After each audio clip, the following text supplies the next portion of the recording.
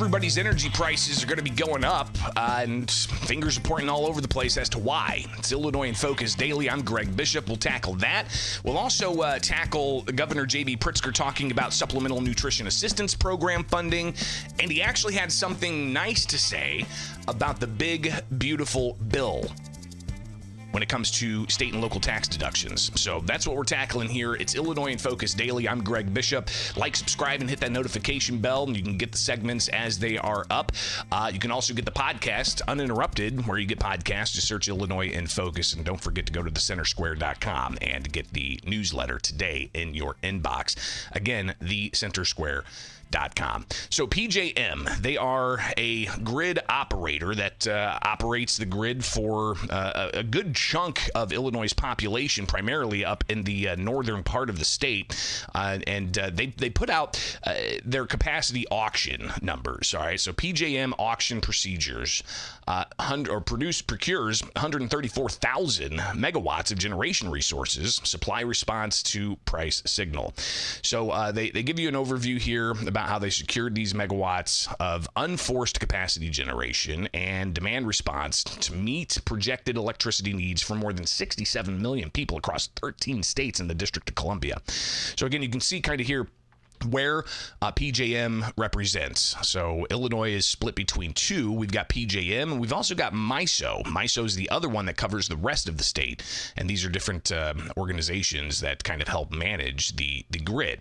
But you can see wholesale capacity accounts for a relatively small portion of retail electrical bills.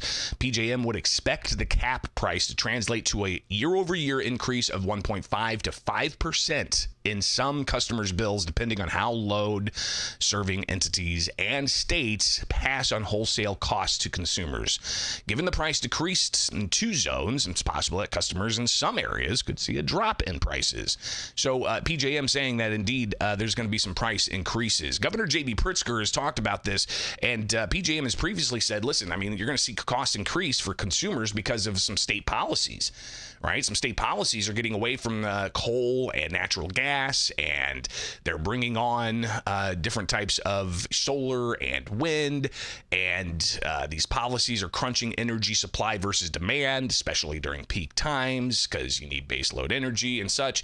So, they kind of say, listen, there's some state policies in the areas that are not conducive to keeping costs down. Governor J.B. Pritzker in the past has pointed to PJM and said that they're just slow to act to get all the solar and wind onto the grid. Well, he reacted to this PJM auction announcement. It's essentially saying that you're going to see price increases. So there are two things that are driving the current challenges. And there was a capacity auction that hit the cap, which means it was basically as high as it could possibly go. And that means people's electric bills are going to go up. There are two things that are impacting that in a negative way and what's causing it. One is that PJM has been exceedingly slow at bringing on new generation into the PJM area. Remember, PJM is about 13 states and the District of Columbia, 60 plus million ratepayers, people, homeowners and business owners and so on in the area. We are about 4 some million of those homeowners in Illinois. And we're all ill affected by this capacity auction. But what is it? It's the fact that PJM isn't bringing on the generation that it should in the territory. I am deeply concerned about why that is, because it seems to me that it should have happened already. They are pledging to do it, but haven't done it yet. That's number one. More generation in the PJM area is hyper important. Second is what the capacity auction tells you is that the Trump administration's taking away the IRA, the benefits to developing clean energy, especially renewable energy, have done to the world of electricity generation. People's expectations have now been lowered. We knew that with the IRA that we were going to see a lot more generation.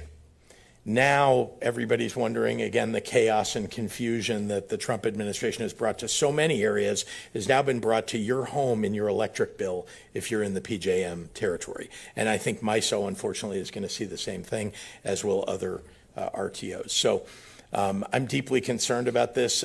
We all need to work hard. I think people don't quite understand that, just building a like a nuclear power plant in the state of Illinois, another one, would somehow solve this problem. It by itself does not solve the problem, because we are in a territory of not one state, but 13 states plus the District of Columbia.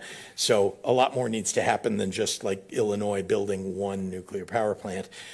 Though I am in favor of us lifting the nuclear moratorium, and have been all along. I've been its greatest ally trying to get that done. We have to do it in a safe fashion, and we were able to do it with SMRs. We need to do it for large scale nuclear as well. And the governor did sign that SMR bill last year, and then this year he said, yeah, let's go ahead and have larger nuclear development in a state that has the most nuclear plants already, but back in the 90s, I think they put a moratorium on future nuclear builds. So kind of fascinating to see that. But again, the governor says that President Trump is adding chaos to this, but the governor, who several years ago signed the Climate and Equitable Jobs Act that essentially meant the state was gearing away from natural gas and coal-fired power plants and focusing more on, say, wind and solar. But look at the MISO chart again. So MISO represents geographically the larger part of the state, and you've got PJM that represents the Chicagoland area, along with like 13 other states. But you can see here on MISO's charts, natural gas right now is making up 37.8% of the MISO grid electricity. Then you've got coal making 34.3%. Some of these other ones, you've got nuclear 13.1%. Again, Illinois having the most nuclear power plants. Wind is only 3.1%. Solar is 6.5%. Then you've got other, and then we're importing 4.6% into the MISO grid. So you can see the most that we've got of base load is natural gas and coal, making up, way more than a third, way more than 2/3 of the state's MISO energy generation. So is it, the push towards more solar and solar and wind that's causing the issue, or is it President Trump saying, hey, we don't want solar and wind, we want to push towards more coal plants and such? So again, you got to understand both sides of this and where they're coming from to get to the truth, which hopefully you're able to do. But it is Illinois in Focus Daily. Pritzker talking about that, while you've got a state legislator saying that we need to move forward with nuclear. Here is a statement that State Senator Sue Rezin shared yesterday about a new bill that she's filing. She says, in an effort to strengthen Illinois' energy future and meet rising electricity demands, Illinois Senate Minority Leader Sue Rezin, Deputy Leader, she's filed legislation to streamline things. Senate Bill 2681, modeled after a new bipartisan law in Wisconsin, would require all applicable state agencies to take final action on a permit application for a small modular nuclear reactor within 150 days of it being deemed complete. If no actions taken within that time frame and no valid extensions granted, the application would be considered approved. She says small modular reactors represent one of the most promising solutions to Illinois' growing energy reliability challenges. However, we won't realize their full potential if critical projects are stuck in endless permitting delays. Her legislation, she says, ensures state agencies act in a timely manner so that we can move forward with safe, clean nuclear energy. So you've got this bill being filed. Now, legislators don't come back until October, and there's still concerns that SMRs, small modular reactors, aren't where they need to be quite yet to be fully deployed. But again, Illinois allowing for SMRs. Rezin does have a separate bill, and there's bipartisan support, and you even heard the governor there say, hey, he's a fan of nuclear, it's just got to be done right. They do have a bill to completely lift that nuclear cap to get not just SMRs, but some of the larger types of facilities that we see. All of this could come together. I don't know if it's going to happen at veto session or if it's going to have to wait until the second year of the General Assembly, which would be starting next year for spring session in 2026. So is that going to happen? Not sure. Something else that, the governor obviously is sounding off on includes things like SNAP benefits, right? The Supplemental Nutrition Assistance Program, that is also something the governor's been asked about. And in particular, you've got this headline from our contributor, Katrina Barker. Pritzker under fire for SNAP errors. $705 million penalty risk for Illinois. All right, so Illinois taxpayers could be on the hook for hundreds of millions in food subsidies if the state's error rate isn't cleaned up. What's the error rate? Well, the Supplemental Nutrition Assistance Program error rate. It measures how often states issue incorrect benefit amounts, either overpaying or underpaying recipients based on a federal review of eligibility and payment accuracy. If the rate rises above 10%, the state will be required to reimburse the federal government for 15% or $705 million annually of SNAP costs under a new federal law, according to estimates gotten by the governor's office from the Illinois Times. Here's the governor talking about the SNAP program and how he says it's Trump's fault and Republicans' fault. Again, I want to remind you that large states have a higher error rate than smaller states. States that have a larger SNAP distribution have a higher error rate because the way you reduce the error rate, unfortunately, is often by reducing the number of recipients of SNAP, not just the error, but also overall. So we're obviously more concerned about making sure that families have the nutrition, the food that they need than some other states are. And it's often the Republican states where they don't do SNAP well or distribute it widely where the error rate is much smaller. So yes, of course, we're working very hard to figure out how we're going to address this, but I want to remind you that it's a problem that exists across large states across the United States. Do you think it's possible to get down under that 10% threshold? We're going to work very hard to achieve it. It's what we, are aiming to do. I will remind you, though, that the Republican Congress setting this kind of a measure is not about waste, fraud, and abuse. It is not. What they want to do is shut down programs that help working families, that help poor families in this country. And why do they want to do that? Because they want to take the money that would be applied to that and give it to the wealthiest people in the United States. I think that's wrong. So the governor's saying that the reason they're trying to shore up benefits through the Supplemental Nutrition Assistance Program is to give the money to wealthy people. But Republicans and those who support shoring up SNAP benefits say, no, they're just trying to make sure that the SNAP benefits are going to where they need to go to those who are most vulnerable. Others saying, with other benefit programs, they're not open-ended and endless. Taxpayers are funding all of this. So Republican State Senator Chris Balkema, he said that, listen, this is an issue that needs to be addressed. And if we're doing things erroneously with error rates that high, we need to fix it. The federal government is taking steps to reduce waste, fraud, and abuse. And I think we absolutely need to take that same level of steps in Illinois.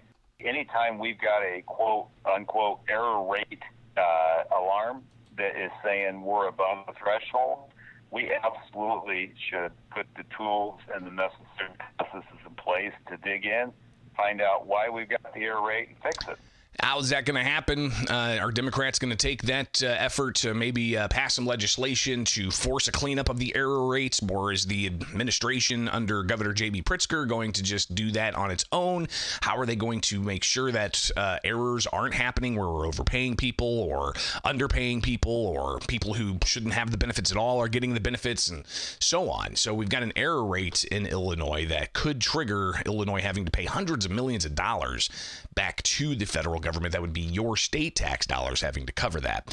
All right, so again, we're just kind of doing a hit of what a couple things that Pritzker's talked about this week that we just hadn't gotten to. All right, something else he talked about was salt. Now, I know it's right after we talk about food assistance, but we're not talking about salt on food. We're talking about state and local taxes. All right, SALT, state and local taxes, the SALT deduction. Federal government gives high tax states like Illinois the ability to have their taxpayers deduct their high state and local taxes against their federal income tax.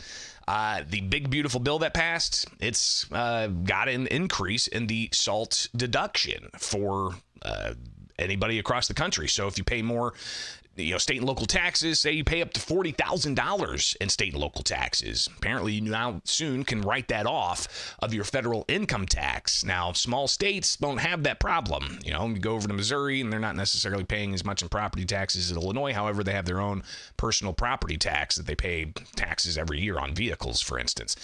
Illinois doesn't have that, but we've got the second highest, if not the highest, real estate taxes in the country.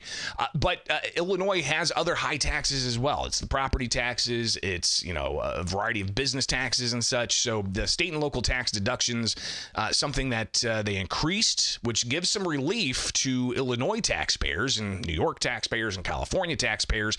But people do criticize that, saying that it takes the pressure off of those states' policymakers to lower taxes for their residents. That's kind of the argument against having the state and local tax deduction, right? Because if you could take that tax deduction, then there's no pressure on your legislators to lower taxes for everybody. And also, the only people who are really going to be able to take advantage of that state and local tax deduction in Illinois are those who are paying really high taxes amounts, not rates. And that's going to be typically those who are, more wealthy, which means those who are still paying high taxes and only pay, say, $10,000, $15,000 for property taxes. You're going to have to, you can write that off, but it'll be a little bit. So state and local tax deductions, something else the governor sounded off about. And he actually said that's a positive thing that they increased it in the big, beautiful bill. So at least one Democrat has something nice to say about the so-called big, beautiful bill, at least a small portion of it when it comes to salt. It never should have been put in place in the first place. I think raising it is a good thing for the state of Illinois. So I think there more needs to be done to kind of alleviate the pain that the Trump administration is visiting on states across the country. This is one way in which pain can be alleviated. So it's a positive thing overall. Large states, highly populous states like ours, tend to benefit from the SALT deduction. And so whatever's good for the state of Illinois, I'm for. So he says it's the Trump administration that's causing the pain to Illinois about SALT, but it's not fault. It's not federal and local tax deductions. It's state and local tax deductions. There you go. That's what the governor has to say. He said, hey, it's one small little good thing about the big, beautiful bill, even though he calls it the big, ugly bill. All right. So Governor Pritzker is actually going to be speaking at North Carolina, I believe, this weekend. We may try to get some of that for you when we are back Monday. Will we be live? I don't know. We'll see. All right. It's Illinois in Focus Daily. I'm Greg Bishop. Like, subscribe, hit that notification bell. Wake up with us each and every weekday morning for more Illinois in Focus Daily.